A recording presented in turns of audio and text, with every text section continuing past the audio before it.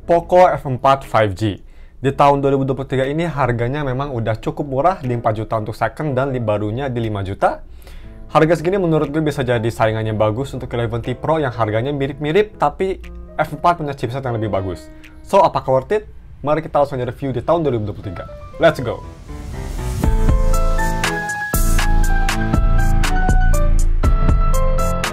Halo guys, nama gue Stefan dari StefTech dan mari kita langsung aja review si Poco F4 5G. Let's go! Seperti biasa, mari kita bahas dulu si harga dan speknya. Ini tuh HP dia seperti yang tadi dibilang di intro. Untuk secondnya di varian 6GB RAM dengan internal storage sebesar 128GB, itu kalian bisa dapat di harga sekitar 4,4 juta atau 4,3 juta. Tergantung luck kalian. Kalau misal untuk barunya di varian yang sama itu di harga 5 juta pas. Seperti biasa, kalau misalnya kalian mau beli HP ini atau kalian ingin wallpaper si Ikuyo kita ini, gue bakal taruh link dua-duanya di deskripsi. Oke, sebelum kita masuk ke speknya, ini format videonya agak sedikit berbeda mungkin. Gue skripnya gak pakai skrip sama sekali.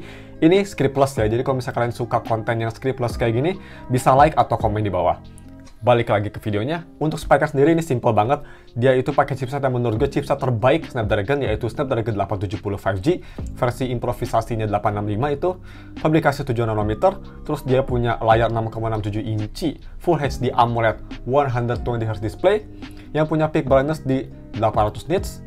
Ada NFC, dual speaker, USB Type-C 2.0 OTG, dan juga punya baterai sebesar 4500 mAh baterai yang bisa fast charging sampai 67 watt, dan yang pastinya fast chargingnya udah ada di boxnya.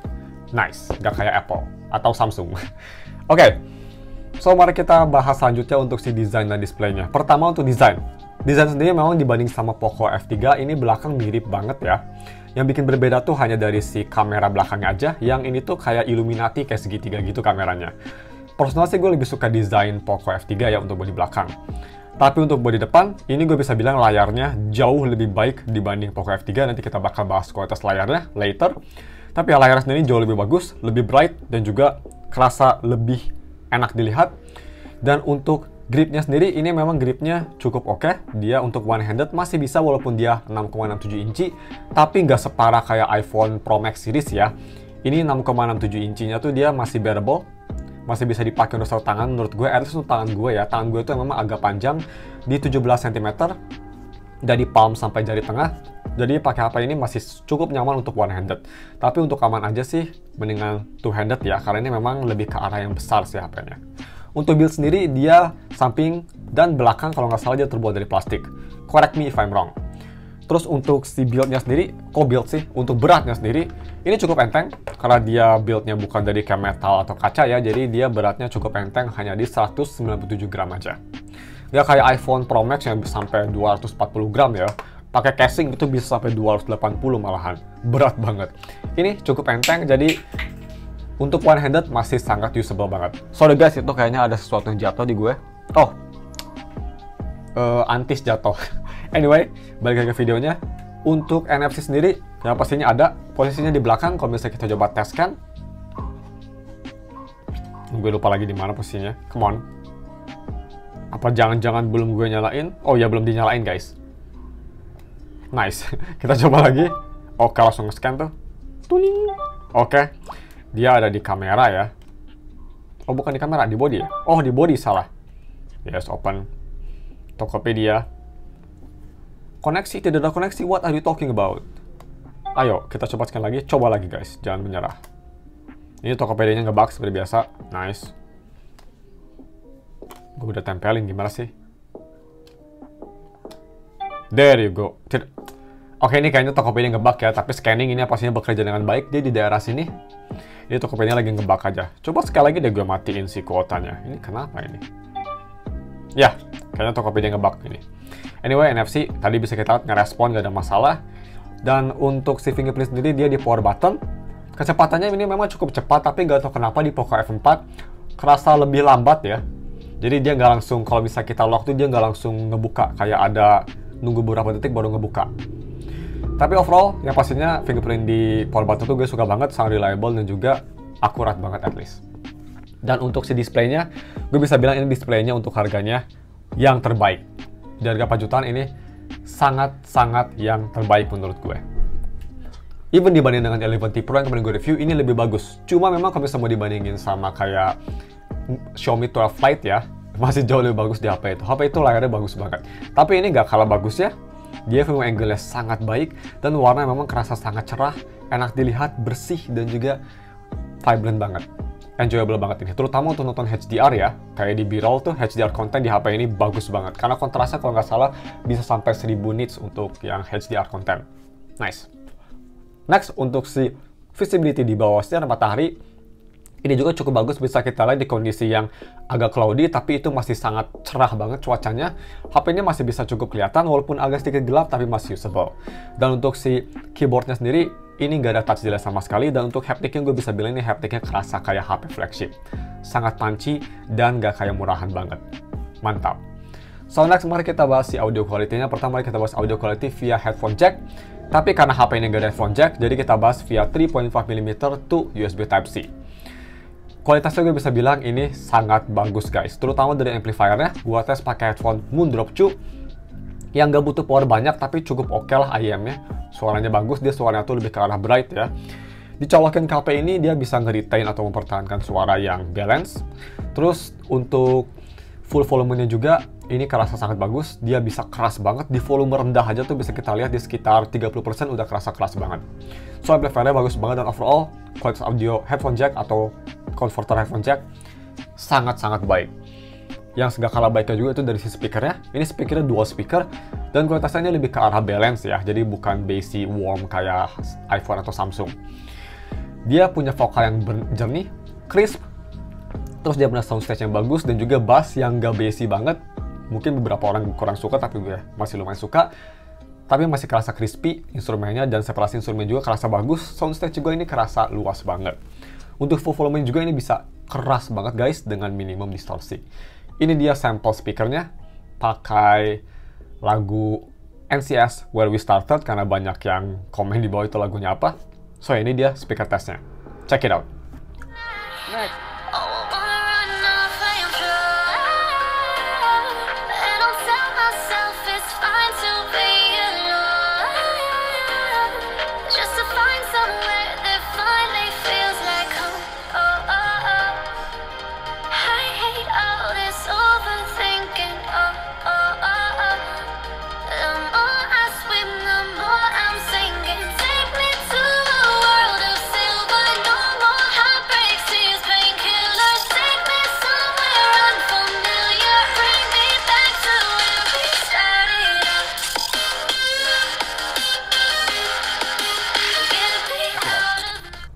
Next, untuk kamera quality boys. Ini juga salah satu yang bagus banget, tapi hanya di satu lensa ya. Kamera belakangnya tuh dia punya setup triple kamera. Main kamera 64 megapiksel, udah ada optical image stabilization. Kamera kedua 8 megapiksel ultra wide, dan kamera ketiga ini yang gak berguna, lupain aja guys. 2 megapiksel makro kamera. Sedangkan kamera depan ini di 20 megapiksel f2.5 yang bisa nge-record hanya sampai 1080p 30 fps aja. So, untuk kualitas kamera belakang, ultra wide dan main kamera ini dua-duanya cukup oke, tapi yang pastinya main karakternya di si main kameranya. 64 megapiksel optical image stabilization di kamera Poco F4 ini sangat bagus, terutama di pencahayaan yang cukup ya. Kerasa sangat cerah, sangat bersih, dynamic range-nya sangat bagus, dan juga overall gambar kelihatan bagus banget. Kontrasnya oke, warnanya bagus, enak dilihat lah. Cuma memang untuk ultrawide-nya, dia sayangnya punya temperatur warna yang agak sedikit berbeda, bisa kita lihat. Dan juga kalau misal detailnya sedikit kurang, yang pastinya karena hanya 8 megapiksel. Terus dia punya pencahayaan, kalau misal kita di foto sore-sore gak bakal sebagus main kamera, dan bakal punya noise yang lebih banyak. Nah terus untuk si night mode pakai main kamera, HP ini juga cukup bagus. Lens flare cuma ada sedikit, dan overall gambar kelihatan cerah, masih kerasa natural, dan juga punya warna yang bagus. Sedangkan untuk si front kamera selfie ini juga cukup bagus. Kalau misal kalian foto subjeknya tuh nggak ada cahaya terang di belakang, bisa kita lihat gambar kelihatan jernih, bersih, dan juga detail. Warnanya juga bagus. Tapi kalau misalnya kita foto di belakang sinar matahari misal, dia bakal kayak blown out gitu, susah banget fokus ke muka, dan juga foto belakang sinar matahari itu bakal kayak meledak banget. Kurang bagus. Tapi kalau misal nggak di background yang cerah sih, bagus. Nah, terus untuk si video recording, HP ini bisa nge-record di resolusi 4K 60, 4K 30, atau di 1080p 60fps. Kita bakal tes di 3 resolusi tersebut. Yang pertama di 4K 60fps. Check it out. Guys, ini dia video recording pakai resolusi 4K 60fps. Di 4K 60 sih kelihatannya stabilisasi bagus juga ya. Very good. Keadaan gelap, ini lumayan remang-remang. Noise juga masih nggak terlalu banyak, oke. Fokus juga cepet. Nice. Overall shot. Kalau misal digital zoom ke torrent itu, dia bisa sampai 6 kali ya, tapi langsung hancur kualitasnya. Kita balik kayak ke 1 kali aja, there you go. Dan akan juga bisa nilai kualitas stabilisasinya. Kita langsung move on ke 4K 30fps. Oke guys, so ini dia video recording pakai resolusi 4K 30fps di Poco F4. Fokusnya lumayan cepat ya, bisa kita lihat. Hell yeah. Dan ya overall bisa kita lihat ini untuk kualitasnya juga bisa bilang cukup bagus kameranya. Optical masturbation juga ngebantu, jadi nggak ada semiring ya kalau misal gue kayak gerak-gerak gitu. Kalau gue panning gini nggak ada semiring khas Android gitu. Nice. Dan juga kalian bisa nilai suara audionya gimana. Karena gue rasa tuh kalau Xiaomi audionya agak sedikit weak ya dibanding HP-HP lain kayak Samsung gitu. Jadi kalian bisa nilai apakah Poco F4 ini audionya bagus atau enggak. Dan ya, mari kita sudah switch ke 1080p 60fps. So, ini dia 1080p 60fps. Jauh lebih smooth yang pastinya. Mantap. Kualitas sendiri memang bisa kelihatan kalau misalnya kalian nonton video ini di 4K, resolusinya bakal sedikit lebih kurang detail ya. Tapi overall stabilisasi juga cukup bagus dan ya, gini kualitasnya. Mari kita langsung aja moving on ke si gaming performance-nya. Menurut gue ini salah satu selling point terbesar dari HP ini karena 870 menurut gue lebih bagus daripada 888 chipsetnya. So ya, gaming performance, let's go. Oke, so untuk si gaming performance-nya, ini gue yang varian RAM 6GB, jadi untuk main game yang super berat kayak Genshin memang gak bakal se-efisien ya, atau gak bakal se-no starter yang varian 8GB RAM, tapi masih bagus kok. Karena 870 memang chipset yang cocok banget untuk main Genshin Impact menurut gue. Bisa kita lihat Genshin Impact di settingan medium setting, dengan FPS 60, ini gameplaynya masih kerasa sangat bagus banget. Smooth banget bisa kita lihat, gue scrolling Sumeru ya. Terus pas combat juga kayak ngelakuin ulti si Mona, ulti si Zhongli, itu masih bagus, masih nggak ada stutter, smooth, dan juga 60 fps stabil. So ya, panas juga HP ini nggak cepet panas ya, karena dia bukan Snapdragon 888. 870 cukup efisien, nggak cukup panas, nggak cepet panas maksud gue. Dan overall gameplay kerasa enjoyable banget walaupun lama banget. Memang dia bakal throttling kalau bisa kelamaan, tapi masih playable kok. Nah terus untuk main game rhythm kayak Bandori, di HP ini nggak ada masalah sama sekali juga. Gak ada touch delay ataupun audio delay. Overall main game rhythm di difficulty tinggi sama sekali gak ada masalah sama sekali, sangat enjoyable. Xiaomi memang udah come a long way banget ya. Dari yang dulu tuh kalau main game rhythm di HP Xiaomi sangat jelek banget, dan sekarang udah cukup bagus. Nice. Next untuk UI experience-nya guys. So, kalau misal kita ke About Phone, bisa kita lihat dia itu di MIUI 13, Android 12, cuma memang security patch-nya dia agak lemot ya, dia tuh di bulan Agustus 2022. Kalau misalnya kita coba tes software update, dia juga nggak dikasih. Jadi memang untuk security patch agak sedikit lama, tapi at least untuk Android dan MIUI cukup baru lah, masih cukup recent. Nah, terus untuk si day-to-day performance, 870 ini yang pastinya sangat bagus banget. Mau dipakai multitasking, opening aplikasi, opening game, apapun lah, nonton video, record video, ambil foto, semua kerasa sangat smooth dan juga kerasa sangat snappy. Masih kerasa kayak HP flagship, cuma sayangnya untuk multitasking kayak gestur navigasi multitasking ini kurang bagus. Tapi ini sebenarnya masalah MIUI 13 ya. Dia itu kayak kurang responsif aja dibandingkan MIUI 12, nggak tahu kenapa. Tapi selain itu sih cukup bagus. Dan untuk si DRM info buat yang penasaran, kalau misalnya kita ke DRM info, bisa kita lihat ini di Dolby Vision support, HDR10 Plus support, dan juga dia udah Wi-Fi L1. Nah terus untuk si koneksinya sendiri, HP ini support 5 GHz Wi-Fi dan juga support 5G. Tapi 5G-nya nggak support semua antena ya. So ya, untuk lebih detailnya, gue bakal bahas pas gue nanti ke Batu Nunggal ngetes 5G koneksi. So ini dia tes koneksinya di Batu Nunggal 5G connection. Check it out. Oke guys, so gue ini di Batu Nunggal dan kita bakal tes 5G-nya. Sebelumnya, ini 5G di Batu Nunggal bekerja ya. At least untuk iPhone gue bisa kita lihat nih screenshotnya. Boom! Itu 5G bekerja. Di atas kanan bisa kita lihat. Dan mari kita coba tes ke Poco F4 5G. Ini, by the way, ini layarnya pink banget ya di kamera. Tapi aslinya nggak kuatnya, aslinya putih biasa. Mungkin gara-gara temperatur warna kamera iPhone gue. Anyway, kalau misal kita ke About Phone, bukan ke About Phone, ke SIM card dan mobile network, terus kita ke Telkomsel. Di sini preferred network type-nya gue udah kasih 5G ya. Tapi nggak tahu kenapa dia masih 4G guys. Ini kayaknya apa? Antena 5G di Batu Nunggal tuh hanya bisa untuk iPhone gitu. I don't know. Ini HP Android kedua yang gue tes ya setelah 11T Pro, yang dia 5G-nya tuh nggak mau bekerja di Batu Nunggal. Bisa kita lihat tuh masih 4G. Tapi ya, kita tes aja speed 4G-nya di kondisi kayak gini. 4G juga ini bukan 4G Plus ya. Ini mungkin si HP-nya kebingungan. Dia kayak mau nangkep 5G tapi nggak mau gitu. I don't know.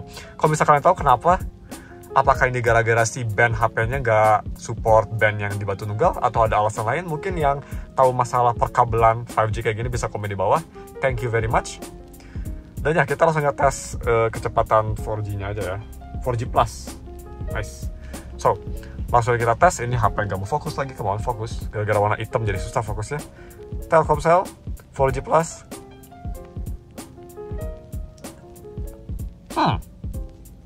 Ini aneh banget guys. Ini speed 5G ya 4G sih.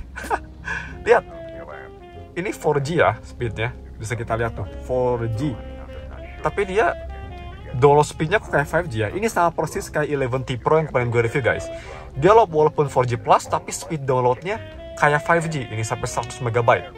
Dan uploadnya seperti di 11T Pro juga, dia memang 4G ya. Jadi aneh ini. Ini kayak di tulisan ini 4G tapi download speednya dia kayak 5G, uploadnya kayak 4G biasa. Aneh banget ya. Jadi gue bisa bilang ini support setengah-setengah 5G lah ya. Gak tahu nih. Ya rada unik ya. Download speednya dia kayak 5G tapi uploadnya kayak 4G. Kalau bisa kalian tahu kenapa bisa kayak gini, mohon komen di bawah. Gue bener-bener gak tahu kenapa bisa kayak gini. Karena kalau di iPhone dia biasa aja langsung nge-show 5G ya. Anyway, mari kita langsung aja ke segmen selanjutnya atau balik lagi ke videonya. Ini dia 5G testnya udah selesai. Ya, langsung aja kita balik ke video studio. Oke, last but not least, battery life-nya. Dia punya baterai yang cukup besar ya, 4500 mAh baterai. Dan juga gue rekomen kalian nyalain ini, adaptive refresh rate. Jadi HP ini kayak gonta-ganti dari 60 ke 120 Hz buat nge-save baterai. Gampang banget nyalainnya, tinggal ke setting terus ke display. Dan di sini bakal ada refresh rate. Bisa kita lihat ke default aja biar dia nge-automatically adjust dynamic refresh rate. Itu buat nge-save baterai dan ini sangat berguna banget karena pakai settingan itu HP ini bisa bertahan 1,5 hari dengan pemakaian gue yang enteng, hanya sosial media, nonton YouTube, dan sedikit ngambil foto. Untuk screen time sendiri, ini gue bisa dapat cukup bagus banget.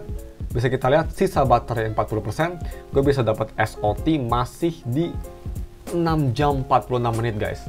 Bisa kita lihat. So, kalau misalnya mau sampai habis, ini HP pretty much bisa tahan sekitar 8-9 jam SOT. Impresif banget. Dan yang gak kalah impresif juga ini charging speednya sangat cepet ya. Bisa kita lihat tuh. Nih, 67 watt fast charging. Shish! Gak sampai sejam. Nice. So, langsung aja kita ke yang terakhir bahas, yaitu si konklusinya. Untuk konklusinya sih menurut gue ya, dibanding kemarin pas gue pakai 11T Pro sih, kerasanya ini Poco F4 kayak lebih whole package, kayak lebih solid. Dari si layar, kamera, dan terutama gaming performance, karena dia nggak pakai chipset neraka 888, HP ini kerasa lebih solid. Dan overall menurut gue di harga 4 juta sih, gue lebih rekomen HP ini daripada 11T Pro.